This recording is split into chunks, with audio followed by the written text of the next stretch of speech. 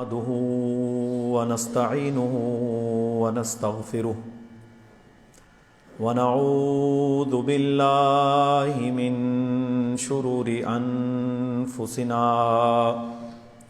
ومن سيئات أعمالنا من يهده الله فلا مضل له ومن يضلل فلا هادي له أشهد أن لا إله إلا الله وحده لا شريك له وأشهد أن محمدا عبده ورسوله صلى الله عليه وسلم. أما بعد فإن أصدق الحديث كتاب الله وخير الهدي هدي محمد صلى الله عليه وسلم وشر الأمور محدثاتها وكل محدثة بدعة وكل بدعة ضلالة وكل ضلالة في النار. أعوذ بالله السميع العليم من الشيطان الرجيم من همزه ونفخه ونفثه. يا أيها الذين آمنوا اتقوا الله حق تقاته ولا تموتن إلا وأنتم مسلمون. يا أيها الناس اتقوا ربكم الذي خلقكم من نفس واحدة وخلق منها زوجها وبث منهما رجالا كثيرا ونساء واتقوا الله الذي تساءلون به والأرحام إن الله كان عليكم رقيبا. يا أيها الذين آمنوا اتقوا الله وقولوا قولا سديدا يصلح لكم أعمالكم ويغفر لكم ذنوبكم ومن يطع الله ورسوله فقد فاز فوزا عظيما. رب اشرح لي صدري ويسر لي أمري واحلل عقدة من لساني يفقهوا قولي. اللهم صل على محمد وعلى آل محمد كما صليت على إبراهيم وعلى آل إبراهيم إنك حميد مجيد. اللهم بارك على محمد وعلى آل محمد كما باركت على إبراهيم وعلى آل إبراهيم إنك حميد مجيد.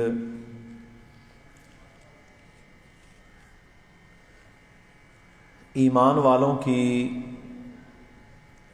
جو صفات ہیں وہ ہر دور میں یکساں ہونی چاہیے. اللہ پر ایمان رکھنے والا شخص مرد و عورت وہ ایام فتن ہوں یا عام حالات ہوں ان میں اللہ کے حکموں کا پابند رہتا ہے. اللہ رب العالمین نے قرآن مجید میں سورہ مومن کے اندر اور سورہ المعارج میں ایمان والوں کی بعض صفات کو ذکر کیا. سورہ معارج میں اللہ سبحانہ و تعالی نے ایمان والوں کی جو صفات بیان کی ہیں ان میں فرمایا الا المصلین، مگر وہ لوگ جو نمازی ہیں. پہلے ذکر کیا کہ جن پر عذاب آئے گا، جو گناہوں کی وجہ سے، شرک کی وجہ سے، نافرمانیوں کی وجہ سے جہنم میں پھینکے جائیں گے، اور جہنم میں جب انہیں پھینکا جائے گا تو وہ فدیے کے اندر اپنے بچاؤ کے لیے کبھی کہیں گے میری بیوی کو ڈال دو، کبھی کہیں گے میرے رشتہ داروں کو جہنم میں ڈال دو، مجھے چھوڑ دو. اللہ کہے گا کلا انہا لظیٰ نزاعۃ للشویٰ، نہیں ہرگز تمہیں نہیں چھوڑا جائے گا، یہ آگ تمہیں پکڑ کر رہے گی. آج تو ان بیوی بچوں، ان اولاد کے لیے، ان رشتہ داروں کے لیے جن کے لیے تو حرام کرتا رہا، نافرمانیاں کرتا رہا، آج انہیں فدیے میں دیتا ہے کہ یا اللہ انہیں پھینک دے، مجھے چھوڑ دے. تو پھر اللہ تعالیٰ نے جب یہ سارے عذاب کا ذکر کیا تو اس کے بعد پھر اللہ تعالیٰ نے مومنوں کی صفات کا بھی ذکر کیا ہے کہ کون سے ایسے لوگ ہوں گے جو جہنم میں نہیں جائیں گے، جنہیں یہ عمل نہیں کرنا پڑے گا کہ انہیں اپنی بیوی، بچے، رشتہ دار ان کو فدیے میں پیش کرنے کا موقع ملے یا وہ مجبور ہو جائیں۔ اسی طرح بعض لوگ تو ایسے بھی ہوں گے، دوسرے مقام پر اللہ نے اس کا ذکر کیا کہ وہ کہیں گے یا اللہ میں ساری دنیا فدیے میں دیتا ہوں، حالانکہ دنیا کا وہ کوئی ٹھیکیدار نہیں ہے، لیکن جب وہ اس عذاب کو، اس مشکل کو، اس آگ کو دیکھے گا تو وہ یہاں تک تیار ہو جائے گا۔ تو یہاں اللہ نے کیا فرمایا کہ کون سے وہ لوگ ہیں جو اس دردناک آگ کے عذاب سے بچ جائیں گے۔ تو ان میں پہلی کیٹیگری ان لوگوں کی ہے، فرمایا الا المصلین، وہ لوگ جو نمازی ہیں۔ کون سے نمازی؟ ہماری طرح کے کہ نمازوں میں نہ خشوع، نہ خضوع، نہ وقت کا خیال۔ فرمایا الا المصلین الذین هم علی صلاتہم دائمون، وہ جو اپنی نمازوں پر دوام اختیار کرتے ہیں، ہمیشگی اختیار کرتے ہیں، اس میں کجی نہیں آنے دیتے، اس میں کمی نہیں آنے دیتے، اس کو لیٹ نہیں ہونے دیتے، اس کو مس نہیں ہونے دیتے، اس کو سنت کے مطابق ادا کرتے ہیں، اس کو پورے خشوع و خضوع کے ساتھ ادا کرتے ہیں، اچھا وضو کر کے ادا کرتے ہیں، وقت پر ادا کرتے ہیں، اللہ کے نبی کے طریقے کے مطابق ادا کرتے ہیں، مرد ہیں تو مسجد میں ادا کرتے ہیں۔ یہ ساری صفتیں ہیں۔ دوام سے یہ مراد ہے الذین هم علی صلاتہم دائمون، وہ لوگ دائمی نمازی ہیں۔ آپ نے سنا ہے نا بیماریوں کے حوالے سے، یہ جی دائمی مریض ہے، سنا ہے دائمی؟ تو یہ جو دائمی لفظ ہے نا، اس سے مراد کیا ہے کہ ان کی نمازوں میں دوام ہوتا ہے۔ یہ نہیں کہ رمضان کے مہینے میں پڑھ لی اور بعد میں چھٹی، کسی نے ترغیب دی 2 دن پڑھ لی پھر چھٹی، جمعے کا نمازی، عید کا نمازی، ظہر اثر کا نمازی، نہ 5 نمازیں وقت پر، سارا سال، بیمار ہے، سفر میں ہے، ساری رخصتوں سے فائدہ وہ اٹھائے گا۔ بیمار ہے تو کیا کہا، گھر میں پڑھ لے، 2 جمع کر لے، جمع سوری۔ سفر میں ہے تو 2 جمع کر لے، چاہے تقدیم کر، چاہے تاخیر کر، چاہے سوری کر۔ جمع سوری سے مراد یہ ہوتا ہے درمیانہ وقت۔ اگر کوئی شخص مقیم ہو نا اپنے علاقے میں، اسے کوئی مسئلہ بن جائے، 2 نمازوں کو جمع کرنا پڑ جائے، تو وہ کیا کرے گا، وہ ظہر کے آخری وقت اور عصر کے اول وقت میں درمیانے ٹائم میں جمع کرے گا۔ لیکن مسافر کو اللہ نے پوری رخصت دی ہے، چاہے تقدیم کر لے، ظہر میں ظہر اثر پڑھ لے، چاہے تاخیر کر لے، چاہے درمیانے وقت میں پڑھ لے، اس کے لیے کوئی ٹائم نہیں۔ تو کیا ہے الذین هم علی صلاتہم دائمون، وہ نمازوں میں دوام اختیار کرنے والے ہوتے ہیں اور نماز کو اس کا حق ادا کر کے پڑھتے ہیں۔ یہ بڑی اہم بات ہے۔ اور میرے بھائیوں، نماز کے دوام میں یہ بات بھی شامل ہے، اچھی طرح وضو کرنا، وقت پر ادا کرنا، سنت کے مطابق ادا کرنا، پہلی صف کا اہتمام کرنا، یہ ساری چیزیں اس میں کرنی پڑیں گی۔ تو نماز میں دوام اختیار کرنا ہے۔ یہ وہ لوگ ہوں گے جو آگ کے عذاب سے بچ جائیں گے، جو آگ کے عذاب سے بچ جائیں گے۔ اچھا، اسلام قبول کرنے کے بعد کلمہ پڑھ لیا نا، کچھ تو لوگ ہیں جو کافر سے مسلمان ہوتے ہیں، انہیں شہادتین دینی پڑتی ہے۔ شہادت کہتے ہیں ایک گواہی کو، شہادتین کہتے ہیں 2 گواہیوں کو۔ انہیں کتنی گواہیاں دینی پڑتی ہیں؟ 2، اشہد اللہ الہ الا اللہ اور واشہد ان محمد الرسول اللہ۔ یہ 2 گواہیاں ہیں نا، کہ یا اللہ میری یہ گواہی ہے کہ میں تیرے علاوہ کسی کو معبود نہیں مانتا اور میں تیرے نبی محمد رسول اللہ صلی اللہ علیہ وسلم کو سچا نبی مانتا ہوں۔ یہ گواہی دینی پڑتی ہے، پھر بندہ مسلمان ہو جاتا ہے، ٹھیک ہے۔ اور جو پیدا ہی مسلمانوں کے گھر میں ہو وہ تو ہوتا ہی مسلمان ہے۔ تو مسلمان ہونے کے بعد سب سے پہلا فریضہ جو میرے رب نے مجھ پر اور آپ پر فرض کیا وہ کیا ہے؟ 5 نمازیں۔ باقی سارے کام بعد میں، باقی سب کچھ تیرا بعد میں۔ 5 نمازیں، مرد ہے یا عورت ہے. اسی طرح مرد تو چلیں ادا اگر کرتا ہے لیکن پھر عورتوں کے بہانے. اور کچھ لوگوں کا پاکستان میں اور انڈیا میں اور بر صغیر میں یہ عقیدہ ہے کہ زنانیاں دے اوتے نماز اینی فرض نہیں. کیا کہتے ہیں؟ عورتوں پر نماز اتنی فرض نہیں جتنی مردوں پر. کیوں؟ کہ جی انہوں نے جی بچوں کو پالنا ہوتا ہے, ان کے یہ مسائل ہیں, ان کے وہ مسائل ہیں, تو عورتیں اگر نہ بھی پڑھیں یا لیٹ بھی پڑھ لیں یا کبھی کبھار بھی پڑھ لیں تو خیر ہے نہ. جس طرح نماز مسلمان مرد پر فرض ہے اسی طرح مسلمان عورت پر بھی فرض ہے. ہاں اللہ تعالیٰ نے عورت کے لیے کچھ آسانی کی ہے. ایام حیض میں کہا تیری معاف ہے, نماز معاف ہے, روزے تو بعد میں رکھ لے. ایام نفاس میں کہا تیری نماز معاف ہے. لیکن ان ایام کے علاوہ اسے نماز پڑھنا پڑے گی, 5 وقت پر ادا کرنا پڑے گی. یہ کوئی بہانہ نہیں کہ جی مہمان آ گئے تھے, کھانا پکایا, نماز نہیں پڑھ سکی, بچوں نے تنگ کیا تو نماز نہیں پڑھ سکی. ماحول نہیں نا ہے. جب ماحول ہوگا تو بچے بھی ماں کے ساتھ ہی کھڑے ہو جاتے ہیں. اور اللہ کے نبی صلی اللہ علیہ وسلم نے پھر سنتیں بتا دی ہیں. کیا فرمایا؟ اپنی چھوٹی سی نواسی سیدہ زینب رضی اللہ تعالی عنہا کی بیٹی امامہ بنت عاص, جب وہ چھوٹی سی تھی نا تو امام الانبیاء صلی اللہ علیہ وسلم گھر میں سنتیں ادا کر رہے تھے, وہ آگے سے بچی تھی چھوٹی. آپ صلی اللہ علیہ وسلم نے کیا کیا؟ آپ نے یہ نہیں کہا کہ اسے روتا چھوڑ دیں, یہ عورتوں کے لیے سنت ہے, مردوں کے لیے بھی سنت ہے.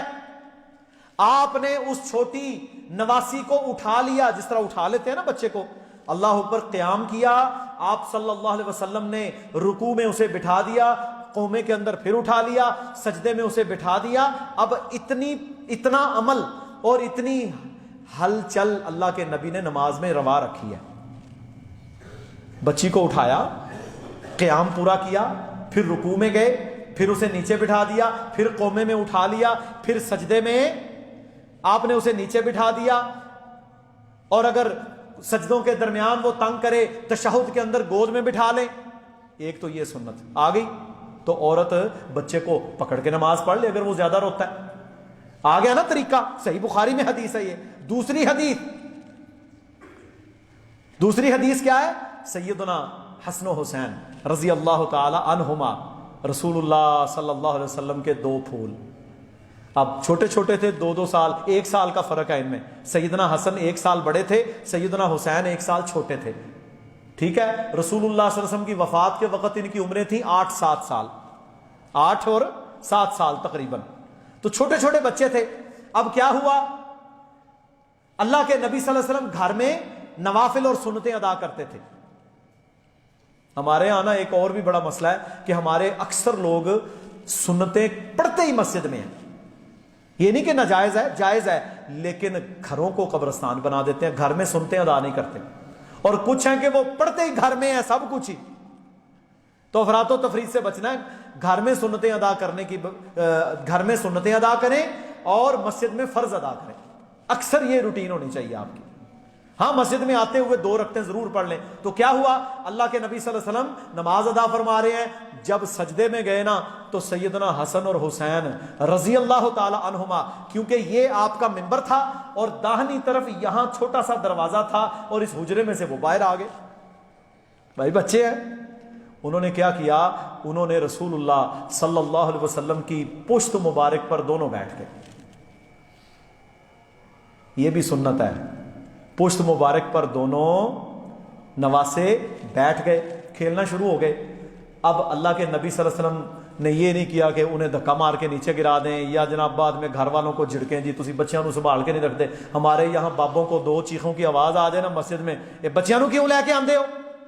وہ اللہ کے بندے ہیں, اگر بچے مسجد میں نہیں آئیں گے تو وہ نائٹ کلب میں جائیں گے. مسجد میں بچہ آئے گا تو وہ اپنے باپ دادا امام کو, لوگوں کو دیکھ کر کیا سیکھے گا؟ جی نماز سیکھے گا.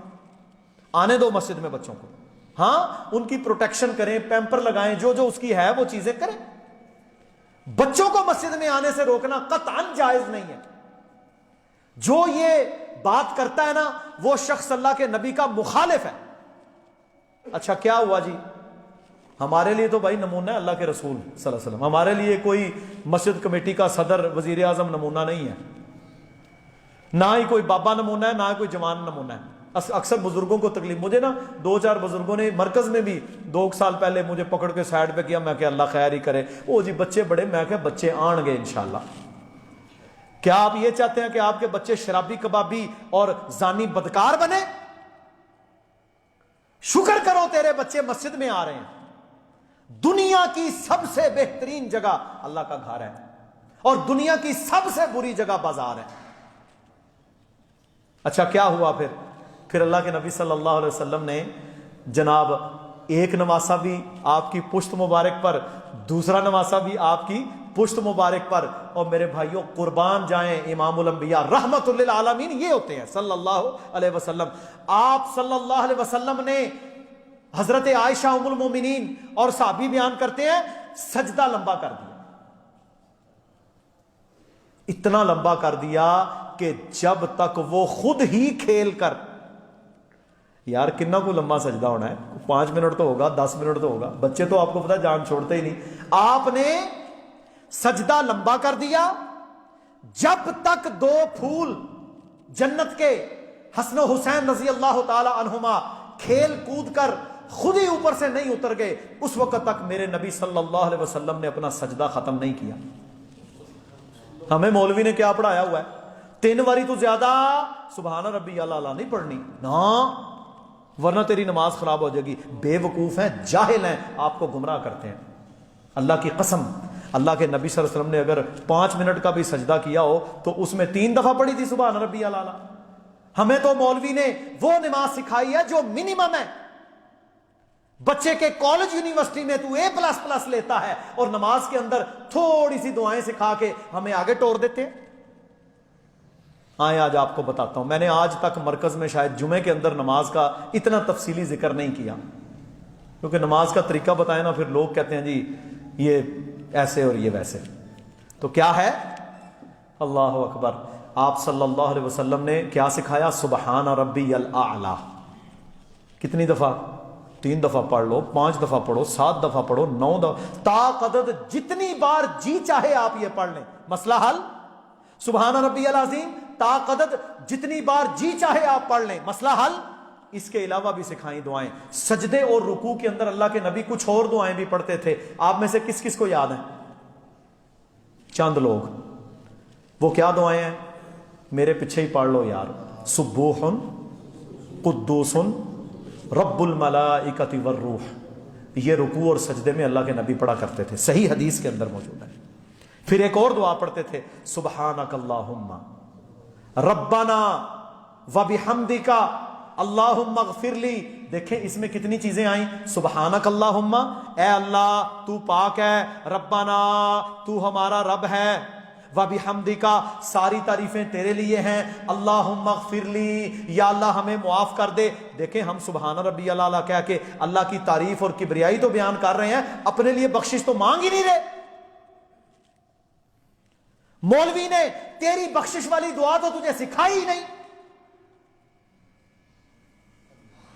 یہ دعا بھی اللہ کے نبی رکوع اور سجدے دونوں میں پڑھتے تھے، سبحانک اللہم ربنا وبحمدک، یہ بھی طاقت پڑھ سکتے ہیں۔ اچھا مجھے یہ بتائیں یہ کتنی لمبی دعائیں ہیں؟ جب یہ دعا ایک بار بھی اگر پڑھی جائے تو کچھ ٹائم لگتا ہے سجدے میں کہ نہیں؟ ہماری مسجدوں میں اللہ اکبر اللہ اکبر اللہ اکبر سمیع اللہ لمن حمیدہ اللہ اکبر، ایسے نماز ختم۔ 40 سیکنڈ کی نماز جنازہ، 3 منٹ کی نماز۔ تو کیا ہوا؟ اللہ کے نبی صلی اللہ علیہ وسلم نے سجدہ ہی لمبا کر دیا۔ اچھا اس میں پھر یہ بھی دعائیں یقیناً پڑھی ہوں گی، پھر ایک اور دعا بھی ثابت ہے، اللہم، پڑھ لو یار، اللہم یا مقلب القلوب، اے دلوں کو پھیرنے والے، ثبت قلبی علی دینک، یا اللہ میرے دین کو ثابت قدم کر دے اپنے دین پر، میرے دل کو ثابت قدم کر دے اپنے دین پر۔ یہ دعا اللہ کے نبی نے سجدے میں پڑھی ہے، مولوی نہیں سکھائے گا تمہیں۔ تو اس کے لیے پتہ کیا کریں سارے میرے بھائی، آج ہی ہم یہ نہیں کہتے کتاب خریدیں، ابھی وہ کتاب کون ہارڈ کاپی میں پڑھتا ہے، میں آپ کو صحیح نماز نبوی PDF میں بھیج دوں گا، یہ بچے کے پاس نمبر لے لیجئے گا میرا، انشاءاللہ آپ اس نماز کی کتاب کو پڑھیں، آپ کو نماز کا سنت طریقہ پتہ چلے، دعائیں یاد کریں، اپنے سجدوں کو لمبا کریں۔ اللہ کے نبی نے صلاۃ میں کیا کیا؟ سجدہ ہی لمبا کر دیا، اتنا لمبا کہ وہ دونوں حسن و حسین رضی اللہ تعالیٰ عنہما وہ آرام سے کھیل کر جب فارغ ہو گئے تو پھر آپ صلی اللہ علیہ وسلم نے اللہ اکبر کہہ کر اپنی نماز کو جاری کر دیا۔ دو دلیلیں ہو گئیں۔ تیسری دلیل، بچیاں نو نہیں جی آمن دینا مسجد۔ کیوں بھائی؟ یہ میں خطبہ جمعہ ارشاد فرما رہا ہوں آپ کے سامنے، یہ ممبر رسول ہے۔ ممبر رسول سے مراد یہ ہوتا ہے یہ اللہ کے نبی کا ممبر ہے، یہاں سے جو بات قرآن و حدیث کے خلاف جائے گی یا پیش کی جائے گی اس کا وبال سب پر آتا ہے، بالخصوص بیان کرنے والے۔ اس لیے ممبر رسول کا یہ پاس ہے کہ یہاں سے حق بیان کیا جائے۔ یہ ممبر رسول امام الانبیاء صلی اللہ علیہ وسلم ممبر پر کھڑے ہو کر خطبہ ارشاد فرما رہے ہیں، پھر وہی کام ہوا 2 سال 1.5 سال یا میں بھی سال سوا سال کے قریب عمریں ہوں گی جب بچہ ابھی چلنا شروع کرتا ہے اور گرتا بھی ہے۔ بچہ پتہ چلنا شروع کرتا ہے، کبھی گر گیا کبھی یہ ہوا، اب یہ سوا سال کے قریب عمریں ہیں، وہ جناب دونوں باہر آ گئے بچے، حضرت حسن اور حسین، کہ ہم نے نانا ابو کے پاس جانا ہے۔ بھائی وہ تو ایک فطرت تو ہے نا، حجرے سے باہر تشریف لائے۔ اب ساری مسجد ہماری طرح وہ مسجد نہیں تھی، او جی جمعے دا دن سی، ڈاکٹر صاحب اسی آخیا ذرا ریسٹ کر لیے، چلو نماز دے قریب جاواں گے، اے نہ ہوئے کہ تہاڈیاں 2 گلاں ہی سننیاں پੈ جان۔ میں کوئی میرے بھائیو اپنا ذاتی تشہیر تو نہیں کر رہا، خطبہ جمعہ کے لیے جو بندہ امام کے منبر پر چڑھنے سے پہلے مسجد میں نہیں آ سکتا، پھر میرے بھائیو اس کا اللہ ہی حافظ ہے۔ اور پھر ہمارا وہ شہر ہے جس میں جمعہ کو چھٹی ہوتی ہے، اسی طرح جی، تو یہ سستیوں کی حالت ہے ہماری۔ میں جب آیا ہوں تو مجھے لگتا ہے 2 بھائی تھے، میں کیا یار چلو جن اور فرشتے انشاءاللہ خطبہ سنیں گے، یہ مجھے کوئی پریشانی نہیں ہے، لیکن بات یہ ہے کہ جنوں اور فرشتوں کے ہم ٹھیکیدار نہیں ہیں، ہم تو ٹھیکیدار ہیں آپ کے، کہ آپ کو علم پہنچایا جائے۔ اب کیا ہوا؟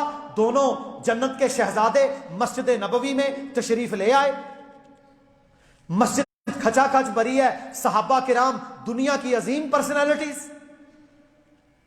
اب میرے نبی نے کیا کیا، میں آج آپ کو کر کے دکھاؤں گا۔ ہمارے ہاں لوگوں نے بنایا ہوا ہے ڈرامہ۔ کیا ہوا؟ دونوں آئے، انہوں نے چوغے سے پہنے ہوئے تھے، کبھی پاؤں میں اڑتا، حضرت حسین نیچے گر پڑتے۔ اچھا وہ کارپیٹ اور قالین والی مسجد نہیں تھی، وہ کچی مسجد تھی جس میں روڑیاں تھیں جی، وہ میرے نبی کی مسجد تھی۔ اتنے کارپیٹ نہ ہوئے کہتے ہیں ڈاکٹر صاحب ٹھنڈ لگتی ہے، وہ کچی مسجد تھی روڑیوں کی۔ 1 دفعہ گرے، 2 دفعہ گرے، رسول اللہ صلی اللہ علیہ وسلم نے اپنی عصا کو رکھ کر، یہ دیکھیں نا، عصا کو رکھا اور آپ صلی اللہ علیہ وسلم منبر سے نیچے تشریف لے آئے۔ منبر سے نیچے آ کر دونوں بچوں کو ایک طرف سے پکڑا، دوسری کو جس طرح جفا نہیں پا لیتا اس طرح پکڑ کے ایک سائڈ سے لگایا، دوسرے پھول کو نواسے کو ایک سائڈ پہ لگایا، دونوں کو لا کر آپ صلی اللہ علیہ وسلم نے منبر کے اوپر بٹھا دیا، ایک کو ادھر ایک کو ادھر، دونوں کو لا کر منبر پر بٹھا دیا اور پھر اپنے خطبے کو جاری کیا۔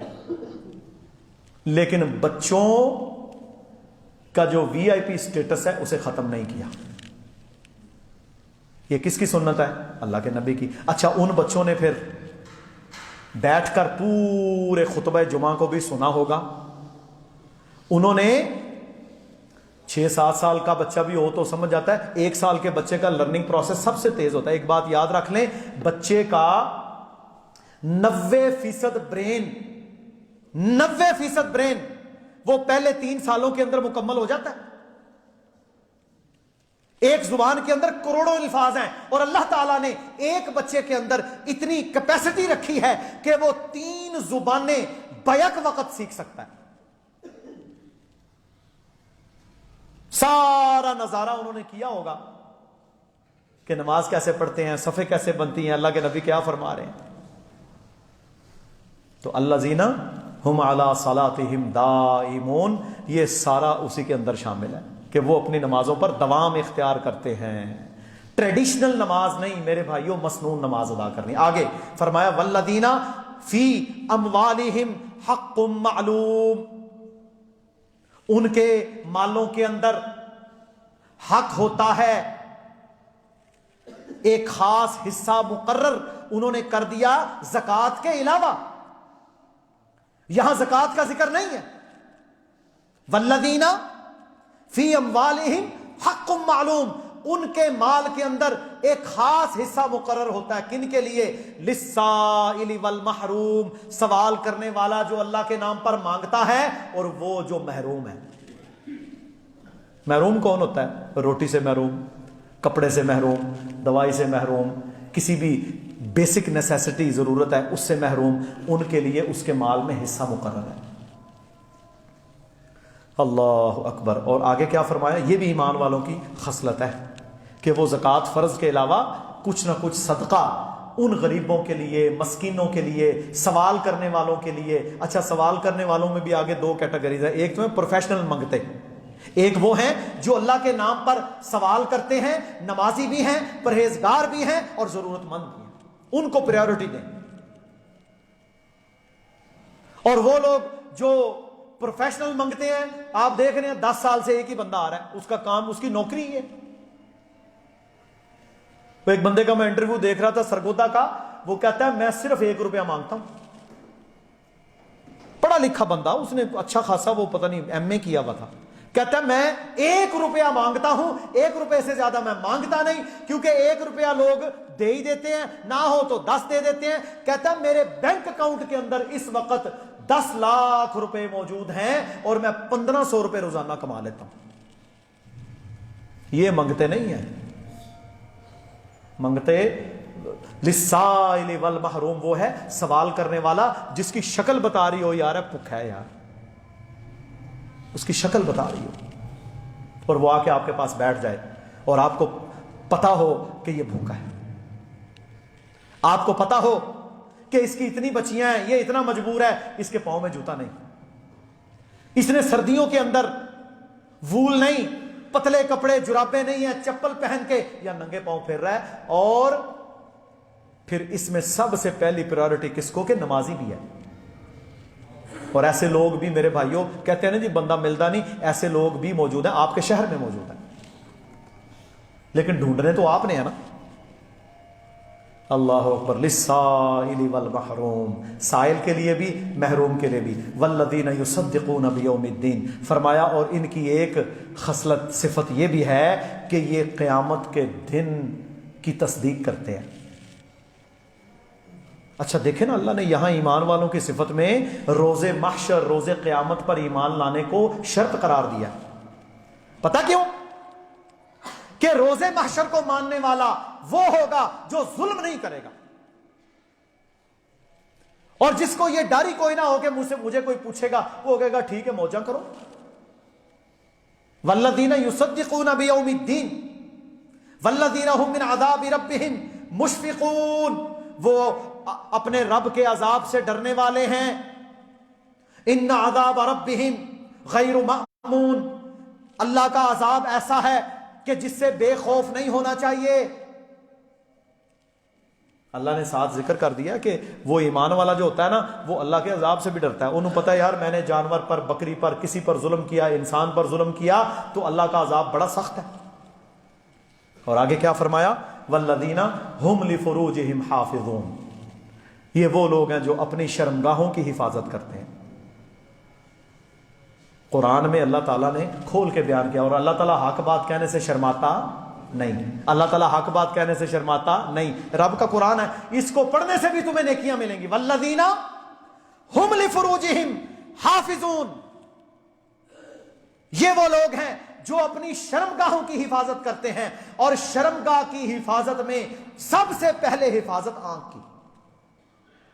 دیکھو گے، برائی کو سوچو گے، گندی تصویر، گندی فلم، غیر کی عورت، ماں بہن بیٹی، گندے خیالات جب تیرے دماغ میں، تیری آنکھ کے ذریعے سے تیرے دماغ میں جائیں گے تو یہاں سے تیری شرمگاہ کا فتنہ شروع ہوگا۔ اسی طرح ہے نا، تو شرمگاہ کی حفاظت میں پہلے حفاظت اپنی آنکھ کی کرنی ہے.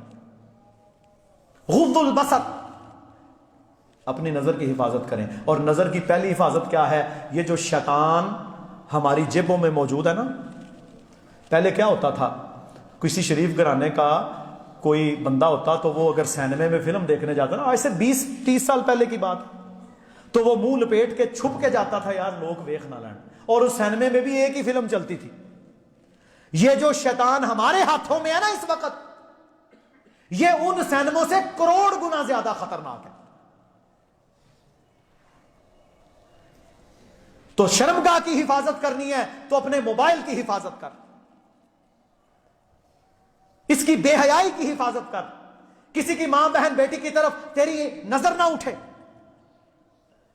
والدین کی ذمہ داری ہے کہ اپنی اولادوں کے نکاح جلدی کریں. والذین هم لفروجہم حافظون، یہ وہ لوگ ہیں جو اپنی شرمگاہوں کی حفاظت کرتے ہیں. اس میں عورتیں بھی شامل ہیں، مرد بھی شامل ہیں. اور آگے کیا فرمایا؟ الا علی ازواجہم، ہاں اپنی بیوی اپنے خامند کے پاس جا. او ما ملکت ایمانہم، تیری ملک یمین ہے، لونڈی ہے جو تجھے اس وقت نا جنگوں میں جہاد ہوتا، جب فتح ہوتی تو ان کے جو قیدی عورتیں بنتی تھیں ان کو سپہ سالار لونڈیاں بنا کر تقسیم کرتے تھے. یہ نظام اسلام نے جاری رکھا، بعد میں ختم ہو گیا. تو بیوی کے پاس یا خامند، یہ دو تیرے پاس چوائسز ہیں. آگے کیا فرمایا؟ فرمایا فمن ابتغى وراء ذلك، بیوی کے علاوہ، شوہر کے علاوہ اپنی خواہش کو پورا کرنے کے لیے اگر کوئی اور رستہ کوئی بندہ بھی اختیار کرے گا، کیا ہوگا وہ؟ فاولئک هم العادون، وہ لوگ حد سے بڑھنے والے، اللہ کے نافرمان.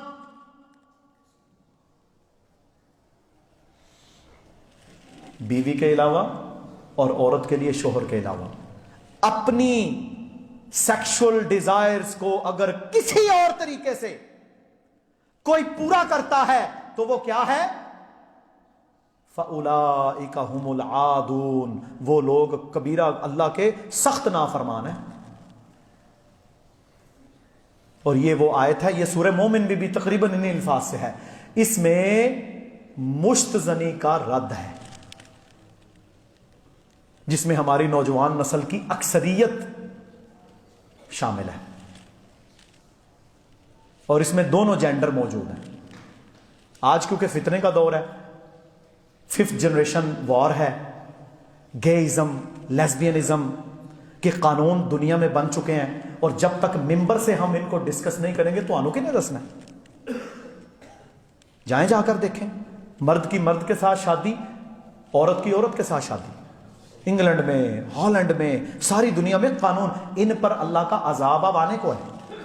لیکن افسوس کا مقام یہ ہے کہ لا الہ الا اللہ محمد رسول اللہ پڑھنے والے وہ بھی ان برائیوں کے اندر باقاعدہ مبتلا ہیں. مشت زنی کے اندر، بے حیائی کے اندر، مرد مرد کے ساتھ، عورت عورت کے ساتھ بے حیائی کے فتنے پھیلا رہے ہیں. اور اس کا سب سے بڑا سبب یہ سوشل میڈیا. میرے پاس کیسز آتے ہیں، اب دیکھیں نا، ہمارے پاس لوگوں نے فتویٰ بھی لینا ہے اور ٹریٹمنٹ بھی کروانی ہے. اسی طرح اب ٹریٹمنٹ جو مجھے کروائے گا، میں نے تو اس کی پوری ہسٹری تو لینی ہے نا. ڈاکٹر جب تک ہسٹری نہ لے علاج تو کر ہی نہیں سکتا وہ.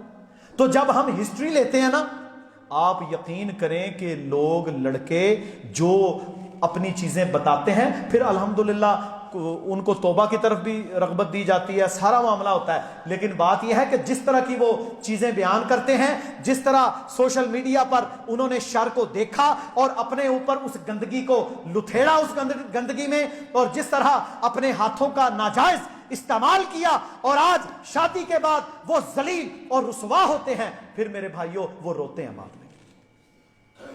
اس لیے میرے جتنے نوجوان ہیں، مدرسوں میں پڑھنے والے، سکولوں میں پڑھنے والے، کام کاروبار کرنے والے، ان سے میری یہ گزارش ہے کہ اللہ علی ازواجہم، اپنی بیوی کے علاوہ خواہش نفس پوری نہیں کرنی.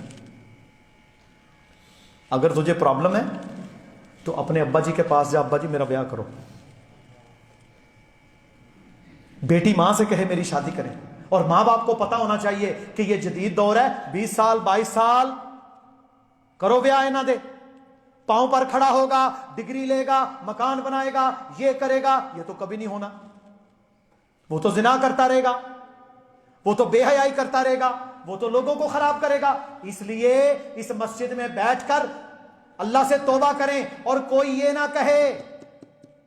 یہ بالکل واضح آیات ہیں کتاب اللہ کی، اور ان کو نہ ماننے والا کبیرہ گناہ کا مرتکب، اور اگر ان کا انکار کرے تو دائرہ اسلام سے خارج. اسی طرح قرآن کی ایک آیت کا منکر بھی کافر ہے، اور قرآن مجید کے حکم کو نہ ماننے والا بد عمل کبیرہ گناہ کا مرتکب ہے، فاسق و فاجر ہے. تو یہ کام نہیں کرنا. ایمان والوں کی صفت یہ ہے. اچھا، نمازوں میں لطف کیوں نہیں؟ کیونکہ تیرے دماغ کے اندر تو وہ فلمیں چل رہی ہیں جو گند تو دیکھ رہا ہے، وہ پورن موویز چل رہی ہیں، وہ کسی کی ماں بہن بیٹی کے خیالات تیرے دماغ میں گردش کر رہے ہیں. عورت ہے تو وہ کسی کو اپنا شہزادہ بنا کر اپنے دماغ کو چلا رہی ہے. سنو حدیث رسول اللہ صلی اللہ علیہ وسلم کی. آپ صلی اللہ علیہ وسلم نے فرمایا مرد اور عورت کے لیے محبت، مرد اور عورت کے لیے محبت کا سب سے بہترین طریقہ یہ ہے کہ ان کا نکاح کر دیا جائے. صحیح بخاری کی حدیث ہے. مرد و عورت کی محبت میں سب سے بہترین طریقہ کیا ہے؟ شادی. بس. اور پھر ایک اور بات، گرل فرینڈ بوائے فرینڈ، یہ اصطلاح کافروں کی اصطلاح ہے. مسلمانوں کی گرل فرینڈز نہیں ہوتی، مسلمان کی بیٹی کے بوائے فرینڈ نہیں ہوتے.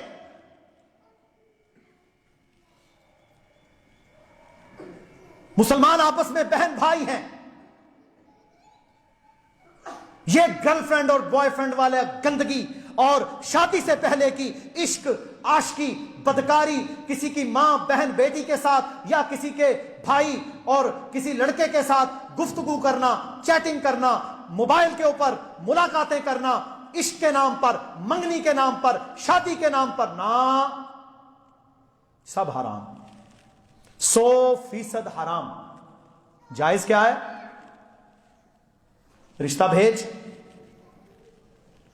رشتہ ملے، اس کے محرم کی موجودگی میں، یہ بھی اسلام نے بتایا، اس کے محرم کی موجودگی میں لڑکے کو یہ حق ہے کہ وہ لڑکی کو ایک نظر دیکھ لے.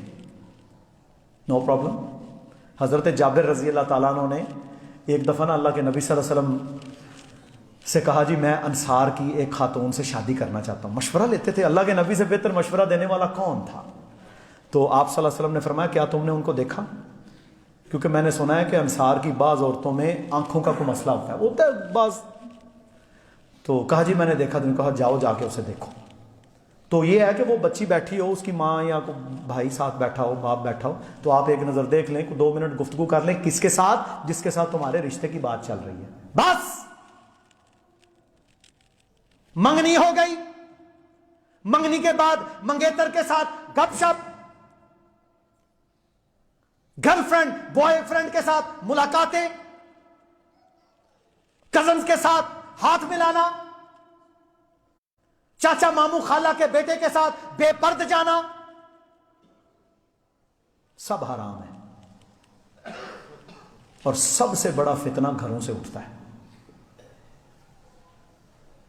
چاچے دا پتر آ جائے، پرائی ہے، اگر پرائے تو پھر یہ نکاح کیوں کرنا ہے اپنی بیٹی دا؟ چچا کا بیٹا، خالو کا بیٹا، ماما کا بیٹا، یہ میرے بھائیوں نامحرم ہے. تیری بچی کے ساتھ تو اس کا کوئی تعلق نہیں. ہاں تو شادی کر، اس کی بیوی بنا، اس کے ہاتھ میں دے اس کا ہاتھ اور وہ لے جائے اللہ کے نام پر. شادی سے پہلے کی یاریاں، شادی سے پہلے کی بے حیائیاں، شادی سے پہلے کی ملاقاتیں، دوستیاں، یہ حرام ہے، حرام ہے، حرام ہے. اس میں وہ باپ بھی شامل ہے، اس میں وہ ماں بھی شامل ہے جن کو علم ہوتا ہے کہ میری بیٹی اور بیٹا یاریاں لگا رہے ہیں اور وہ کنے بان کے بیٹھے رہتے ہیں. اگر آپ کو پتہ چل جائے نا یہ کالج یونیورسٹی میں اس کا کوئی چکر چل گیا تو پھر فوری طور پر اس کا نکاح کر دو. یہ وہ रियलिटी मैंने आपको बताई है जो आज के दौर की हकीकत है। और नौजवानों, मेरी इन बातों को याद रखना, इंशाअल्लाह इसी में आपका फायदा है। आप किसी की बहन बेटी के साथ अगर मुआशके करेंगे तो कोई दूसरा तुम्हारी बहन बेटी के साथ मुआशके करेगा। ये अल्टीमेट आपका होकर रहना है। इसलिए हमने अपनी नजर की भी हिफाजत करनी है, हमने इंशाअल्लाह अपने किरदार की भी हिफाजत करनी है, अपनी आंख की भी हिफाजत करनी है, अपने ईमान की भी हिफाजत करनी है, और इंशाअल्लाह हमने अपनी ख्वाहिश को निकाह के साथ पूरा करना है। करेंगे जी इंशाअल्लाह। निकाह को आसान बनाओ, ये एक तहरीक होनी चाहिए। निकाह को आसान बनाओ, सुन्नत के मुताबिक करो, जल्दी करो। जहेज के फितने, ये फितना वो फितना, एने पैसे हो ये हो, नहीं, दीन देखो, अखलाक देखो, शादी करो।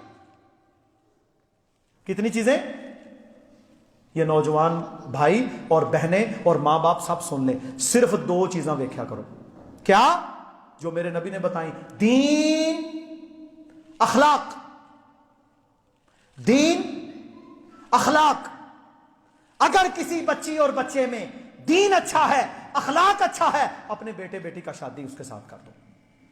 सिर्फ 2 चीजें देखो। राज़िक कौन है? अल्लाह। जो रूह दुनिया में आनी है वो अपना रिज़्क लेकर आएगी, आप ठेकेदार नहीं हैं। बाद में आप अपनी बरादरियां चीजें देखते रहें, लेकिन दीन और अखलाक को तरजीह दें। ठीक है जी इंशाअल्लाह। इसके बाद फरमाया वल्लज़ीना हुम लिअमानातिहिम व अहदिहिम राऊन। ईमान वाले वो हैं जो अपनी अमानतों का पास करते हैं और अपने वादों का पास करते हैं। आज का मुसलमान बेईमान, आज का मुसलमान अमानत में खयानत करने वाला, आज का मुसलमान लोगों के अमवाल को जाया करने वाला, नाहक खाने वाला, जुल्म करने वाला। अमानत में खयानत तो हम कर रहे हैं कि कोई नहीं? मुझे ये बताएं, आप किसी को कहना यार मेरा 5 लाख रुपया रखें, मैं 2 हफ्ते के बाद आपसे ले लूंगा। 1000 में से एक बंदा हो जो आपको वापस कर दे तो वो गिना नहीं जाता। 99.9% क्या होंगे? आप अमानत रख के आए हैं, ओ जी मैनू लोड़ पै गई सी, मैं यूज कर लिया, जदों होणगे ते दे देंगा। अमानतों में खयानत। आप किसी के साथ वक्त तय करें कि जी इतने बजे मैं आपसे मिलूंगा, वो कभी वादे का पास नहीं करता। ईमान वालों की सिफत क्या है कि वो बेईमान नहीं होते, अमानत में खयानत नहीं करते और अपने वादों का पास करते हैं। ये फर्ज है। वल्लज़ीना हुम बिशहादातिहिम काइमून।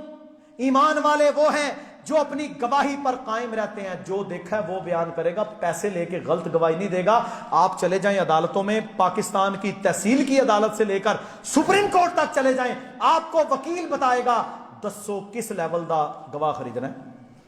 कत्ल का गवाह, हर चीज का गवाह पैसे पर मिलता है जी, मंडी की अदालतों में मिलते हैं। वो मुझे एक वकील साहब बता रहे थे, कहता है 300-400 बंदा है, वो सुबह शनाख्ती कार्ड लेकर मुख्तलिफ वकीलों के साथ वो अटैच हैं, उनके नंबर है वकीलों के पास, और उन्होंने ये कहा हुआ है कि वकील साहब जिथे गवाही दवानी होवे ना सानू बुला लिया जाए। ये कबीरा गुनाह है। झूठी गवाहियां देते हैं, झूठी गवाहियां। वल्लज़ीना हुम बिशहादातिहिम काइमून। फरमाया ईमान वाला वो है जो अपनी गवाही पर कायम रहेगा, झूठी गवाही नहीं देता वो। और फिर आ गया वल्लज़ीना हुम अला सलातिहिम युहाफिजून। ईमान वाले वो हैं जो पहले क्या फरमाया, दाइमून, अपने नमाजों में दवाम इख्तियार करते हैं। फिर क्या फरमाया, अपनी नमाजों की हिफाजत करते हैं। नमाजों की हिफाजत करनी है। जिनमें ये खूबियां होंगी उनको अल्लाह ने क्या इनाम देना है, उलाइका फी जन्नातिम मुकरमून। उलाइका फी जन्नातिम मुकरमून। उनको इज्जत के साथ जन्नतों में दाखिल किया जाएगा जिनमें ये खूबियां होंगी। अल्लाह रब्बुल आलमीन हमें ईमान वाली ये सिफात अपने अंदर पैदा करने की तौफीक अता फरमाए। सुब्हान रब्बिका रब्बिल इज्जति अम्मा यसिफून व सलामुन अलल मुरसलीन वल्हम्दुलिल्लाहि रब्बिल आलमीन।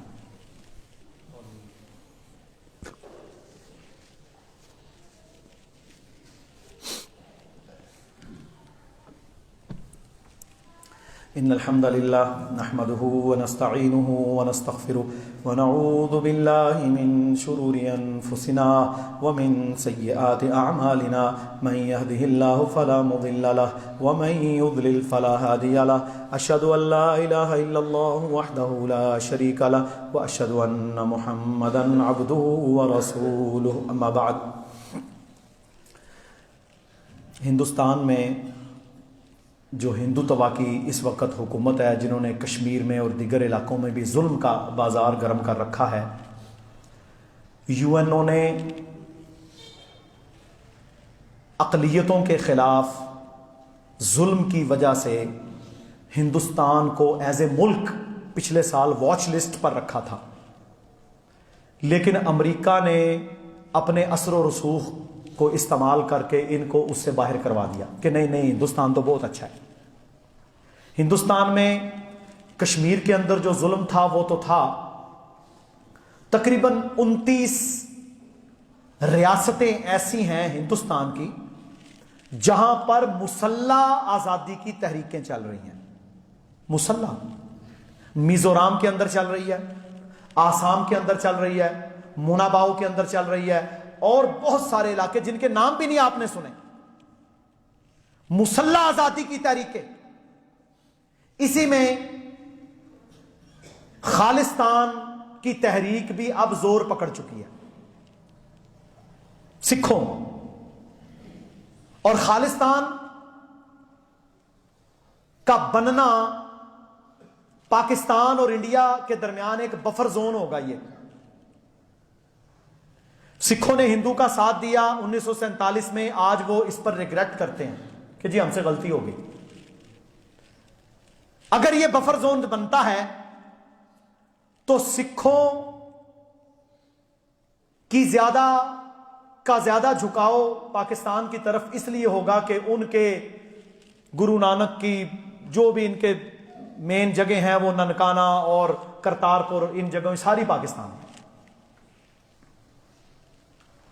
تو یہ ہندوستان کے لیے ایک انتہائی خطرے کی گھنٹی ہے. لاکھوں کی تعداد میں سکھوں نے کسان احتجاج کے نام پر دلی کا گھیرا کیا ہوا ہے. یہ ہمارے ہاں تو پی ڈی ایم والے ویسے ہی رولا پاتے رہتے ہیں نا، کبھی ملتان میں کبھی کہاں. وہاں پر لاکھوں کی تعداد میں سکھوں نے دہلی کا گھیرا کیا ہوا ہے اور ان پر شیل اور سب کچھ کافی وہاں پر جنگ کا سما بنا ہوا ہے. اور اس کے اندر خالصتان تحریک والے بھی پورے سرگرم ہیں. تو مسلمانوں کو جو ہمارے بچے سوشل میڈیا پر ہیں انہیں چاہیے کہ ان کے خالصتان کی بات کو آگے پہنچائیں، کیونکہ یہ آزادی کی تحریک اگر تیز ہوتی ہے تو پھر انشاءاللہ کشمیر میں بھی جاری ہے، 29 اسٹیٹس میں بھی جاری ہے. انڈیا انشاءاللہ حصے بکھرے ہو کر رہے گا. یہ پاکستان کو توڑنا چاہتا تھا، یہ یہاں پر پختونستان اور سندھو دیش اور اردو دیش اور پتہ نہیں کیا کیا بنانا چاہتا تھا.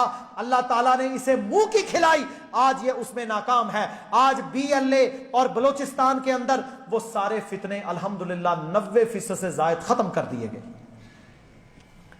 اردو دیش بنانے والوں کا انجام خنزیر سے بھی بدتر ہوا. الطاف حسین کو دیکھ لیں، آج وہ باولے کتے کی طرح ہندوستان اور اسرائیل کے چینلز پر بیٹھ کر بھیک مانگتا ہے کہ پاکستان کے خلاف میری مدد کریں. انہوں دی ایسی دی تیسی، وہ کیا کر سکتے ہیں اس کی مدد؟ MQM کو اللہ تعالیٰ نے قصہ پرینہ بنا دیا، MQM کو اللہ نے عبرت کا نشان بنا دیا. آج میرے بھائیوں وہ ختم ہو چکے اور الطاف حسین ماضی کا حصہ بن کے غداروں کی اور کفر کی صف میں شامل ہو چکا. یہ پاکستان لا الہ الا اللہ محمد رسول اللہ کی بنیاد پر بنا ہے. جو اس کے خلاف کھڑا ہوگا اللہ اسے عبرت بنائے گا.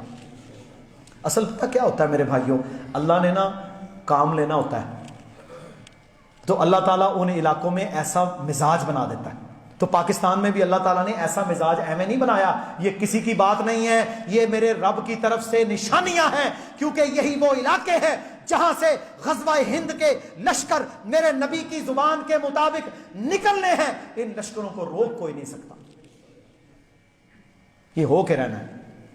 اور احادیث کو پڑھے نا تو ایمان بندے کا بڑھتا ہے، لیکن وجہ یہ ہے ہم بدعمل ہو چکے ہیں، ہم بدعمل ہو چکے ہیں، ہم نے کتاب و سنت کو چھوڑا ہے، ہم نے دین اللہ سے روگردانی کی ہے، ہم اللہ کے نبی کی سنتوں کے تارک ہوئے ہیں، ہم نے اللہ کے دین کے ساتھ معاندانہ رویہ اختیار کیا، ورنہ اللہ نے تو ہمارے ساتھ وعدہ کیا ہوا ہے۔ تو انشاءاللہ یہ ہندوستان کی بربادی کا میرے بھائیوں ہوگا سما، لیکن ہمارے بھائیوں کو اس میں آگے بڑھ کے خالصتان کے سکھوں کا ساتھ دینا چاہیے۔ ہمارے میڈیا دیکھو، میڈیا والے چھوٹی چھوٹی باتیں، فضول باتیں میرے بھائیوں بیان کرتے ہیں، حالانکہ سکھوں کے وہ جو خالصتان کا ان کا صدر بنا ہوا ہے نا، جو انگلینڈ میں پوری ان کی کیبنٹ بیٹھی ہے، اس نے پرسوں کہا ہے او پاکستان والے ہو کچھ اللہ دا خوف کرو، تہاڈا میڈیا ساڈی اس تحریک نو بیان نہیں کر رہا، ساڈا ساتھ دیو، ساتھ دو ان کا، تاکہ ہندوستان جیسا شیطان ملک جو پاکستان کے وجود کا دشمن ہے، اس کو صفحہ ہستی سے مٹا دیا جائے، کشمیر بھی آزاد ہو، جوناگڑھ بھی آزاد ہو، حیدرآباد دکن بھی آزاد ہو، سارے ملک اللہ کے فضل و کرم سے آزاد ہوں، اور وہ ان ہندوؤں کے شر سے محفوظ رہ سکیں، اور ہندوتوا کو اللہ تعالیٰ انشاءاللہ نیست و نابود کرے گا، انشاءاللہ نیست و نابود کرے گا، کیونکہ انما المشرکون نجس، اللہ کہتا ہے مشرک پلید ہوتا ہے، اور اللہ تعالیٰ نے فرمایا وقاتلوہم حتی لا تکون فتنۃ ویکون الدین کلہ للہ، تم نے ان کے خلاف قتال کرتے رہنا ہے جب تک کہ شرک دنیا سے ختم نہ ہو جائے۔ تو دنیا کا سب سے بڑا شرک ہندوستان میں ہے، تو انشاءاللہ ان کی بربادی ہوگی۔ دوسرا میرے بھائیوں، خوشخبریاں بھی سناؤں، اور یہ وہ خوشخبریاں جو دنیا آج پیش کر رہی ہے۔ پاکستان کا سی پیک الحمدللہ ایکٹیو ہونے کے بعد یہ 100% 1930 تک 2030 تک انشاءاللہ مکمل ہو جائے گا، لیکن ابھی اس کا 30% حصہ جو ہے وہ ایکٹیو ہو چکا ہے۔ اس حوالے سے کرغزستان کے اندر جتنی روس کی ریاستیں ٹوٹی تھی نا، Kyrgyzstan, Turkmenistan, Uzbekistan, Tajikistan, Azerbaijan, Chechnya, یہ ساری ریاستیں روس سے نکلی ہیں۔ وہ بھی بہت بڑا کہتا تھا ایشیا سرخ ہے، وہ بھی بڑے کمیونزم کے نعرے لگاتا تھا، اللہ تعالیٰ نے اس کو حصے بخروں میں تقسیم کر دیا، اس کا ایٹم بم اسے بچا نہیں سکا۔ تو ہندوستان کس بات کی مولی ہے؟ اور روس کو بھی جہاد نے توڑا تھا کہ کسی اور چیز نے؟ جہاد نے توڑا تھا، اور ہندوستان کو بھی انشاءاللہ جہاد ہی توڑے گا، غزوہ ہند ہی توڑے گا انشاءاللہ تعالیٰ، اور یہ اللہ کی باتیں ہیں۔ اور میرے بھائیوں، اللہ جسے چاہے استعمال کر لے۔ تو اب کیا ہوا؟ اب کرغزستان کے اندر اس کا جو کیپٹل ہے نا، اس کیپٹل میں سی پیک کے اوپر 2 روزہ عالمی کانفرنس جاری ہے، جس میں پوری دنیا کی کمپنیاں وہاں پر جمع ہیں، پاکستان کے نمائندے وہاں پر بیٹھے ہیں، سی پیک اتھارٹی کے لوگ بیٹھے ہیں، اور وہ لوگ کہہ رہے ہیں کہ جناب ہمیں رستہ دیں، یہ ہمارے ساتھ معاہدہ کریں۔ اور میرے بھائیوں، یہ تو وہ رستہ ہے جو سینکڑوں ملکوں کو سستا انشاءاللہ رستہ ملے گا۔ وہاں 2 روزہ کانفرنس جاری ہے، اور یہ بھی اعلان ہو چکا ہے کہ 2030 میں پاکستان کو G20 کا حصہ بنا لیا جائے گا۔ دنیا کے 20 بڑے ملک، دنیا کے 20 بڑے ملک، تو G20 سے G8، پھر G5، اور ہم نے انشاءاللہ ان جیوں شیوں پر نہیں رہنا۔ یہ تو دنیا کی رپورٹیں ہیں نا، ہم تو یہ سمجھتے ہیں کہ جب دین سپیریئر ہے تو دین والے بھی سپیریئر ہونے چاہیے۔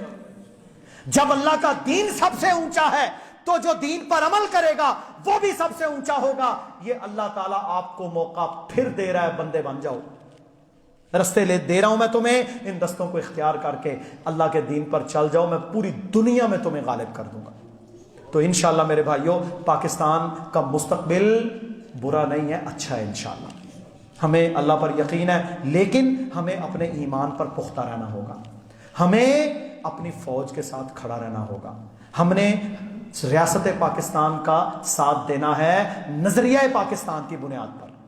کوئی سیاسی چپقلش، کوئی سیاسی معاندانہ رویے، کوئی شر اور فتنہ میرے بھائیوں یہاں نہیں چلے گا۔ یہ میں آخری بات کر کے بات ختم کرتا ہوں۔ ایک بات یاد رکھ لیں، جب اب آپ کے مارکے شروع ہونے ہیں نا دنیا میں، مارکے اب پتہ کہ اب ہیں معاشی مارکے، معاشی مارکے सारी दुनिया कहेगी हमें रास्ता दे दो, हमारे कंटेनर गुजरने दो, हमें ये दे दो, हमें वो दे दो। इन मुआशी मार्कों के अंदर मेरे भाइयों लोग पाकिस्तान को जानते होंगे, वहां पर शख्सियात की कोई अहमियत नहीं होगी। और जब आप मुआशी तौर पर दुनिया की जरूरत बन जाएंगे, फिर आपका मार्शल लॉ भी हो, उन्हें तब भी कोई तकलीफ नहीं। ये बड़े खबीस हैं, फिर कोई तकलीफ नहीं इन्हें, सारी दुनिया के साथ ये चलते हैं। तो बस हमें मुल्क अजीज पाकिस्तान की हिफाजत में खड़े रहना है, हमें शर से बचना है, हमें इंतशार से बचना है, खाना जंगी से बचना है, पाकिस्तान के खिलाफ बकवास करने से बचना है, फौज के खिलाफ प्रोपेगेंडा करने से बचना है। यही वो अफवाज हैं जो आज इन सर्दियों के अंदर भी जाने, अभी देख लें 3-4 दिन से बड़ी सख्त लाइन ऑफ कंट्रोल के ऊपर झड़पें जारी थी, बड़ी शदीद। और हिंदुस्तान ये चाह रहा है कि जो पूरे दिल्ली का घेराव हो चुका है, उन्होंने कहा हम राजस्थान का मोटरवे भी बंद करेंगे, हम उत्तर प्रदेश का हाईवे भी बंद करेंगे, हम सारे हिंदुस्तान के इस कैपिटल को ब्लॉक करेंगे, हम यहां इस मोदी को घर से निकालकर उल्टा लटकाएंगे। ये सब कुछ हुआ। अब वो ये चाहता है कि पिछले साल की तरह और उससे 2017 की तरह कोई ड्रामा करे सर्जिकल अटैक का पाकिस्तान में, जी हमने ये कर दिया वो कर दिया। इसीलिए मेरे भाइयों पिछले 1 हफ्ते से हमारी तीनों अफवाज को रेड अलर्ट कर दिया गया और सानू दे पता ही को नहीं। और मुझे अफसोस पता किस बात का है, मुझे सिर्फ एक बात का दुख है, हमारी कौम जंग के लिए तैयार नहीं है। वल्लाही हम जंग के लिए कतई तौर पर तैयार नहीं है। ना ईमान, ना तकवा, ना जज्बा जिहाद, ना शहादत की तमन्ना, कुछ भी नहीं। अल्लाह ना करे अगर कोई ऐसा मौका आता है तो ये अक्सर लोग तो वैसे ही भाग जाएंगे। इसलिए अपने जहन में वो जज्बे जिंदा रखने हैं। शहादतें कुफर के खिलाफ मार्का आराई, वहां पर जज्बा ये जिंदा रखना है अपने दिलों में। और आपका मार्का तो दुनिया के सबसे बड़े मुशरिक के साथ है। पाक फौज के शाना बशाना फिर खड़ा तो होना पड़ेगा। देखो ना, आपने देखे जलते हुए 27 साल 25 साल 22 साल का नौजवान, कहां का, रोहिंग्या का रहने वाला, बर्मा का रहने वाला, आग उसकी पुष्ट पर लगी हुई है, उस बेचारे के अंदर हिम्मत ही कोई नहीं। वो इतना मरगूब, इतना मरऊब, इतना मगलूब जहन का, इतना बेचारा मत का मारा हुआ, इतना उसका दिमाग मौफ हुआ, आग लगी हुई है, भाग रहा है। उसे पता है मैं 2-4 मिनट के बाद जलकर मर जाऊंगा। उसके अंदर इतनी हिम्मत ही नहीं थी कि वो कम अज कम उन बर्मा वालों का एक फौजी मार देता। एक बंदा तो यार बंदा मार ही लेता ना। ये क्या है? ये ज़हनी गुलामी होती है। ज़हनी गुलामियों से निकलकर अपने जहन को ऊंचा रखना है इंशाअल्लाह। और क्या जहन रखना है? या अल्लाह अगर कुफर के साथ मार्का हो गया तो अल्लाह पता क्या कहता है, फजर पर रिकाब, खूब मारो इन्हें, हत्ता इदा अस्खनतुमुहुम फशुद्दुल वसाक, जब इनका खूब कीमा कर लो तो फिर जो बच जाए इन्हें बेड़ियों में कस के सामने ला के रखो। जाओ पढ़ो जाके सूरह मोहम्मद, जिसका दूसरा नाम सूरह क़िताल है। ये मेरे अल्फाज तो नहीं है, ये तो कुरान है।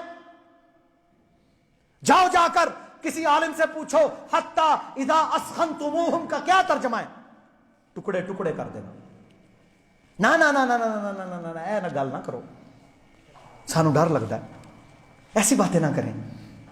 हमने तो भी पढ़ना है, लिखना है, ये करना है, कारोबार बनाने हैं, प्लाजे बनाने हैं, ये करना है। ठीक है बनाओ, लेकिन जज्बा तो जवान रखो। हजरत अब्दुर्रहमान बिन औफ तो आपसे ज्यादा अमीर थे, हजरत उस्मान तो आपसे ज्यादा अमीर थे। वो तो 10,000 ज़र खरीद गुलाम रखते थे, लेकिन मार्कों के लिए, कुफर के खिलाफ खड़ा होने के लिए उनके जज्बे जवान थे। मेरे भाइयों एक साहबी हैं, सुबहान अल्लाह, उनका नाम था शर्जील बिन हसना। नाम सुना आपने? शर्जील बिन हसना। मैं एक मार्का पढ़ रहा था, यरमूक। पता कितनी उम्र थी उनकी? 80 साल। कहते हैं कद उनका था 7 फुट, काफी ऊंचा कद था। 80 साल की उम्र में सैयदना उमर रजी अल्लाह ताला अन्हो ने उन्हें एक दस्ते का अमीर मुकर्रर करके रवाना कर दिया। साहबी कहते हैं अल्लाह की कसम, मैंने शर्जील बिन हसना रजी अल्लाह ताला अन्हो की तरह 80 साल का बाबा, ऐसा तलवार का धनी, ऐसा तलवारबाज मैंने नहीं देखा कि एक एक जंग में 100 काफिरों की खोपड़ियां उड़ा देते।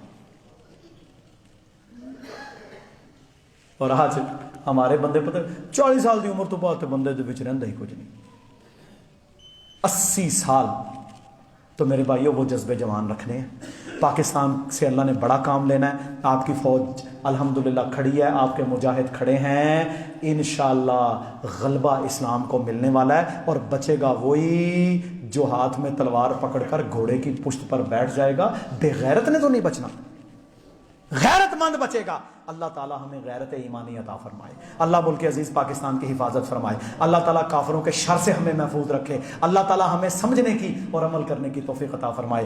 میرے بھائیوں ایک اعلان ہے، بستی پیر گیلانی ہے ادھر، وہاں پر نا مسجد افضل کا افتتاح ہے کل 12 دسمبر بروز ہفتہ بعد نماز مغرب، تو وہاں پر انشاءاللہ مختلف علماء اپنے بیان کریں گے۔ الحمدللہ ایک اچھا توحید کا مرکز بن رہا ہے، ہمارے دوست ہیں ڈاکٹر حافظ عمران صاحب، ان کے والد صاحب نے یہ بنوایا ہے، تو ماشاءاللہ اس علاقے کے اندر ضرورت تھی کہ کتاب و سنت کی آواز وہاں پر بھی پہنچے، کیونکہ یہ ہمارا جو علاقہ ہے نا کینچی کی طرف، یہاں پر لوگوں میں زیادہ تر جو ہے بدعات اور خرافات اور شرکیات والے عقیدے پائے جاتے ہیں، تو یہ ایک اچھا عمل ہے، جتنی مسجدیں ہوں گی جہاں کتاب و سنت کا پھریرا ہوگا اتنا ہی فائدہ ہے، تو انشاءاللہ بھائی مغرب کے وقت وہاں ضرور جائیں، وہاں شامل ہوں، درس و تدریس بھی سنیں۔ اللہ رب العزت ہم سب کو سمجھنے کی اور عمل کی توفیق عطا فرمائے۔ سبحان ربک رب العزت عما یصفون وسلام علی المرسلین والحمد للہ رب العالمین۔